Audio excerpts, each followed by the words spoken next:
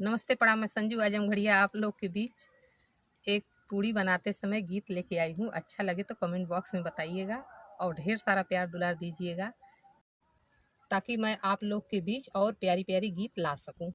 मीठी बोलिया बोल हो, मीठी बोलिया बोल आजमगढ़ का सुगना। मीठी बोलिया बोल हो, मीठी बोलिया बोल आजमगढ़ का सुगना। उड़ी उड़ी सुगना हो टिकवा प बोल, उड़ी उड़ी सुगना हो टिकवा प बोल। गिरी जाई है टिकवा दबा जईबा सुगना। मीठी बोलिया बोल हो, मीठी बोलिया बोल आजम गढ़ का सुगना। मीठी बोलिया बोल हो, मीठी बोलिया बोल आजमगढ़ का सुगना।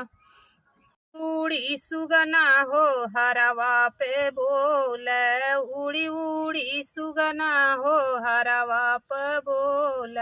अरे गिरी जाई है हरवा दबा जईबा सुगना। मीठी बोलिया बोल हो, मीठी बोलिया बोल आजमगढ़ का सुगना। बोलिया बोल हो, मीठी बोलिया बोल आजमगढ़ का सुगना। उड़ी उड़ी सुगना हो झुमका पे बोल, उड़ी उड़ी सुगना हो झुमका पे बोल।